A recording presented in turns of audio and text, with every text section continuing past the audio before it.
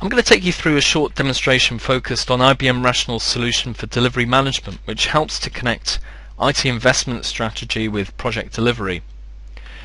The reality is that there's a large proportion of IT projects that are still challenged, and time again we're hearing about projects that fail to meet customer or market needs, or projects that are being delivered over budget or late. And there's a whole laundry list of different issues here which contribute to those challenges, increasing complexities together with increasing market pressures.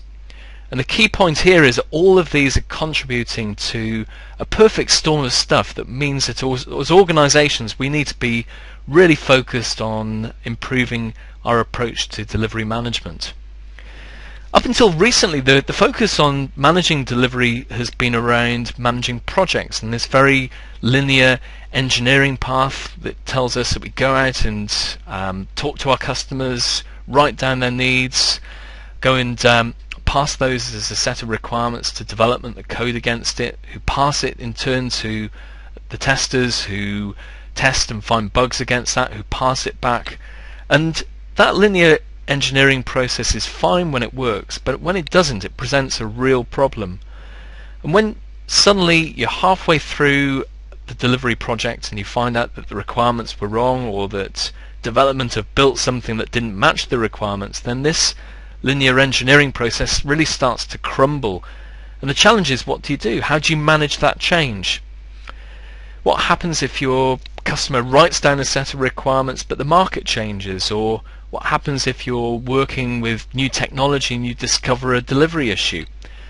And agile development is one aspect that's helping us to greater predictability of software delivery, but there's also a layer that needs to sit above this, which is the interface between development and the management team to who they report. So the solution for delivery management is focused on the collaboration and planning between business and delivery. What we're delivering here is an approach that enables you to capture the customer and market needs, establish the business needs from those, and rank and order and prioritize and elaborate those business needs into a set of detailed requirements that go down into the delivery so that development can then implement against them, and that we can see progress in delivery and compare that to the roadmaps that we establish to make sure that we're on course. And the key thing there is that if that course changes, then we're in a better place if all of this is connected to start having that conversation about what to do when things change. So in the demonstration we're going to go through a scenario where, as a delivery manager, I log in and see a set of dashboards that flag up some delivery issues. I drill down and explore those delivery issues in terms of the impact on my plans and on requirements, and then I start to have the discussion with the project sponsor, with business, around what to do. Do we descope? Do we move it? And we'll see how the tooling can support that discussion. Okay, so as a delivery manager, I can use a set of dashboards to give me a 360-degree view of all of the different aspects of my development project, requirements and planning and development and testing. And I can use these dashboards to help me manage by exception. So here I can flag up on the dashboard some high priority defects that require my attention. So I can hover over that and get a quick view of the key points, such as we're estimating it's going to be 120 hours to correct this problem. Now from here I could navigate to the requirements that are impacted by this. I can look at the detail of the test execution results to get a better handle on that. And as a delivery manager, I can then drill down into the detail of the planning that I've put together against this particular release. And then what I can see here is a typical view that, as a delivery manager, I might use to see whether I've got capacity within my team to be able to deliver the fixes required to address that defect. So I can see all of the team members, and I can see which of those team members are currently ahead of schedule. I can see which of those team members that are behind schedule. And based on this, I could take a view on whether I could either move some of that work to other team members, or bring additional team members in order to address the problems that have been found. I could also start the negotiation by drilling down into the detail of the requirement that this defect is impacting. So I can see here that it's a user story, and by following the links I can see that it satisfies these three particular features here. So one level of trade could be to see whether those features could be de-scoped from the release in order to meet the market needs. And to do that, I might navigate through to the collection of requirements artifacts that together make up that business need that's been committed. The really neat thing here is that I now have a window as my delivery manager into the business need that from the business's perspective they've signed up for.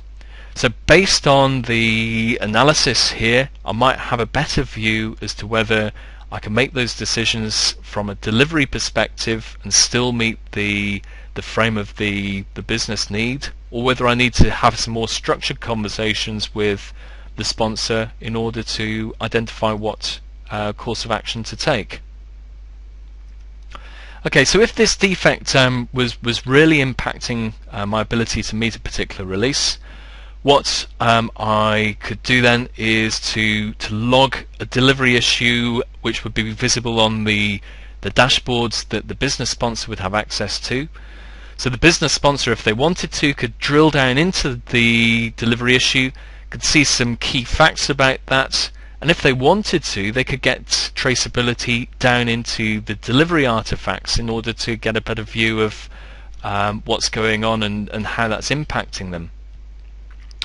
So based on that analysis, the delivery manager and the project sponsor could look at all of the things that have currently been completed for this release and what's currently in progress, and the one that is being impacted on here, the mobile interface for bill payment, we can see the delivery issue that's been logged against it. If it turns out that we can't meet that business need given the technical issues that we found, maybe we move that to the backlog, and what that opens out is a conversation that we can start to have between business and IT around exactly what additional scope could we manage as part of that release.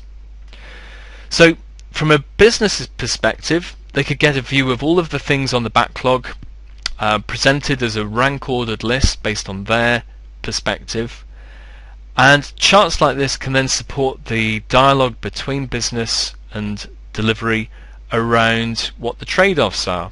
So of all of those things, we might have some estimated effort that development have provided. We might have an initial view on some of the risk that we'd be exposing ourselves to. So for this particular release, we might look at something like the verification business need, which presents minimal development effort compared to some of the other ones. It is still risky, the priority isn't that high, but maybe that's a quick win that could be provided within the constraints of the release. So from a business perspective, they can use views and reports within the tooling to get an up-to-date and accurate view of where all of their business needs are at. And the traceability then extends into the delivery artifacts, whether they're the requirements artifacts or the plan artifacts, and all of those details can then feed information back into the business around how things are going with delivery. Okay, so in summary, what we're doing by connecting in the business layer to the development layer is extend visibility across the delivery lifecycle. It's recognizing that there are increasing numbers of people who are involved within the process. They're not always co-located in one place, and tooling and processes can help to support greater collaboration between different people. The traceability that the tooling provides can help in different scenarios. So Initially, when we're trying to establish a firm foundation for development to build against, the traceability between the business needs and the requirements artifacts can help ensure that there's a good understanding between business and delivery as to what is required. And then the traceability from requirements through into project scope items can help support some of the trade-off and analysis that needs to be made when delivery issues occur. So all of this transparency allows all of the different team members to then empower their own decision making and support agility on a wider scale.